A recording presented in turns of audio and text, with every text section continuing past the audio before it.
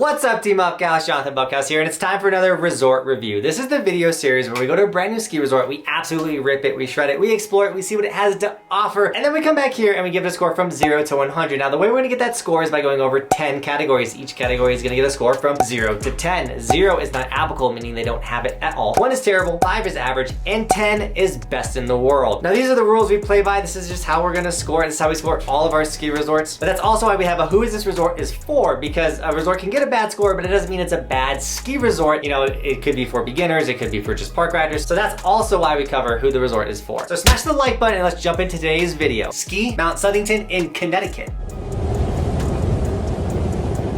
Mt Southington has an elevation of 525 vertical feet, a vertical drop of 425 feet, and only 51 skiable acres. So this is a pretty small East Coast ski resort.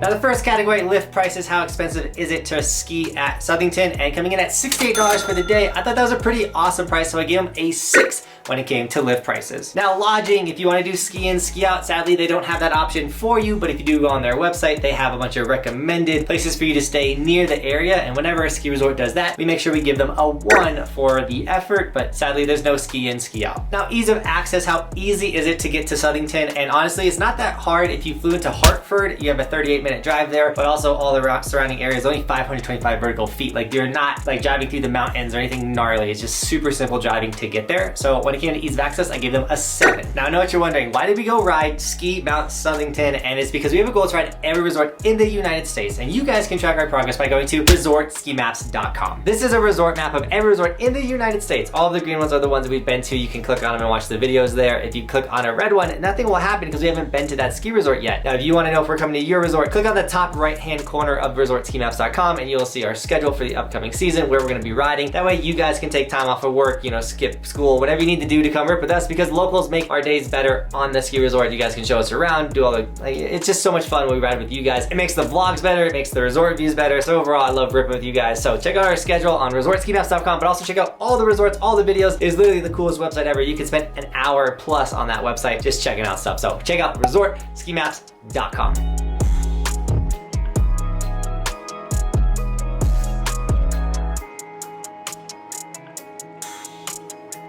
Now, lifts, we gotta get up the mountain, and they have 4 chair lifts to get you up there, and they have 3 surface lifts. Now, these lifts aren't special, nothing crazy about them, and overall, they did their job. They got you to what you need to ride, but they're kind of old, no gondolas, no chalets, anything like that. So when it came to lifts, I gave them a 3. But now that we got up the mountain, we need to get down, and they have 14 runs for you to do, and they're East Coast kind of I do feel like you can pick up a little bit of speed going down these runs, but overall, we kind of just stuck in the park because the runs weren't that inviting. Nothing crazy. There weren't any bowls or tree riding. It's the East Coast, you know, it's just kind of like straight down. You can literally look at the mountain and see that all these runs are just kind of like top to bottom straight. So, but it came to runs, I gave them a 3. Side note too, they do have night riding, and that's actually when we showed up. We did some night riding there.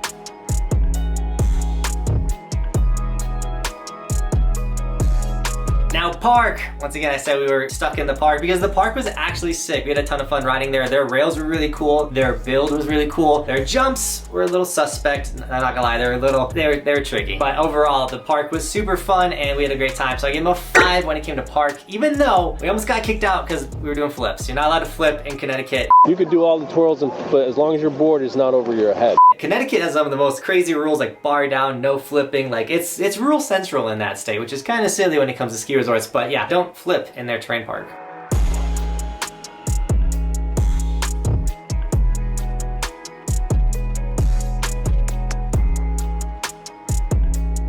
Now, if you want to let everyone know you're part of Team Buckhouse or just support the dream, consider snagging an Evolution sticker. We do have a ski version of all of our merch for all the skiers out there. But snag an Evolution sticker, throw it on the side of your head, let everyone know you're a part of Team Buckhouse. It also makes it really easy for me to say what up to you guys on the mountain if you're repping the sticker. Yo, little dude, that is a sick sticker. What's up? That's the sickest sticker. What's your name? Oh. But also we use all the sticker merch to support all these trips and fund everything that we do. So anytime you guys are snagging the merch, you're making all these trips, the gold ride, every resort in the United States possible. So thank you so much for snagging Evolution stickers. If you do snag them, tag me on my Instagram and I'll give you guys gear and sticker shoutouts in the vlogs. Now food, you're gonna get hungry, you're gonna wanna eat on the mountain. And this place has a pretty small lodge and it's typical lodge food that you're gonna get at any small ski resort. That being said, it was in the basement and their system seemed a little off. It was really hard for people to get food from what I could experience. Like on a busy Saturday, I'm sure that kitchen thing is like exploding and so for that single reason alone, I gave them a 4 when it came to food. Once again, you're gonna get the normal food and stuff, but just where it was located and the type that it felt tight and small. So I gave them a 4 for the food. Now views and scenery, we showed up at sunset. You know, we were getting that sunset view and it was,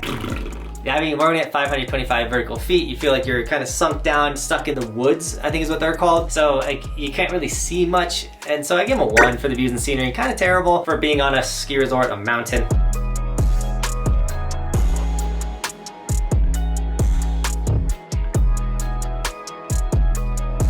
Now employees, we don't cover snow conditions because the snow conditions can vary from, once again, we're on the East Coast ripping kind of ice to like we go to Alaska and get the best snow ever. So that is why we don't cover snow conditions, but we do cover employees because an employee can absolutely make or break your day on the mountain. We had an experience at Keystone. You guys can check that video out right here. We also have had employees make our time, make our trips. That's super important because they can give you the perfect rental that fits you, or they can just give you any snowboard and get you out of their way because they don't care. And that's why we cover employees. And when it came to Mt Southington, we had the no backflipping issue. The dude honestly was pretty respectful and super nice about it, but overall that wasn't a negative experience with employees, so I did dock him 1 point with a 4, even though that dude wasn't bad, but overall it's like, what? It's kind of, I don't know, a 4 on the employees. Now the last category, the would I go back factor, because if I want to go back to a ski resort, why would I recommend it to you guys? And when it came to Southington, I gave them a 5 on the would I go back. It's a pretty fun place. That park was a good time. We had actually a really good time in that park. Slid their rail, stuff like that. They had a nice rainbow box to box, and that was sick. And so overall, we had a fun time, good crew, a bunch of people showed up and ripped with us, so it was great.